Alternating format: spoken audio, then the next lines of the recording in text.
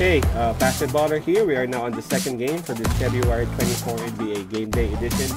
This is an Eastern Conference battle between Boston Celtics and Atlanta Hawks.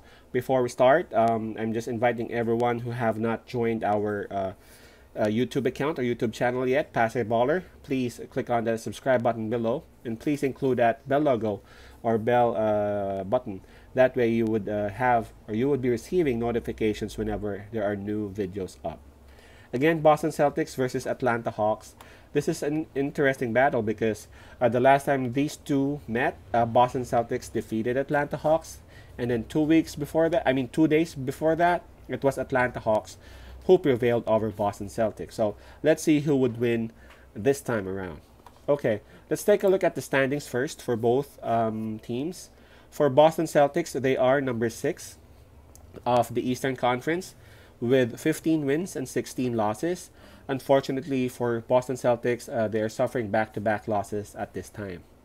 Now for Atlanta Hawks, they are number 11 of the Eastern Conference. Their record is 13 wins and 18 losses. And apparently for Atlanta Hawks, they also lost their last game. That was yesterday, or that was last night, against Cleveland Cavaliers. Let's take a look at the details of this game. This one would be played 7:30 p.m. Eastern Time. This one would be played in Atlanta's floor.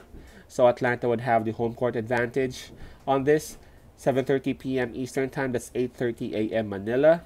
Spread given is plus 3.5 on Atlanta and minus 3.5 on Boston Celtics. Again, Boston defeated Atlanta the last time out, and 2 days before that, Atlanta defeated Boston. So this would serve like a rubber match. Who are we picking? Before we do any decisions, for Atlanta Hawks and Boston Celtics, I just want to raise this one. Both played last night, and both suffered heartbreakers. Atlanta losing a 1-point game against Cleveland Cavaliers, and Boston Celtics being beaten by Dallas Mavericks with that Luka Doncic's buzzer beating 3. So coming to this game, they're both tired. They both lost, and it's just up to which team would be a little bit more motivated to have this fight. So there's the fatigue factor should not be much of a talk, because if ever they're tired, both of them are. So I don't see any team having edge over the other in terms of fatigue. For home court advantage, obviously Atlanta has it because they're playing at home. Looking at the list for the injured people, I see a lot in Atlanta. These two who would be really hurting Atlanta's chances tonight would be John Collins and Cam Reddish. These two are questionable whether they would be playing tonight, and highly likely they won't be. Well, I hope that they would, because again, these two are a huge part of their rotation. And of course, there are other players who are still unable to help them out, like Bogdanovich, Dunn, and Hunter. I think it would be not until March when they'd be able to help out.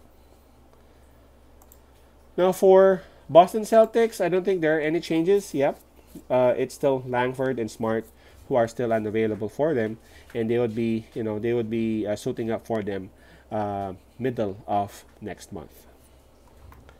Okay, so where do we go, and what team do we pick?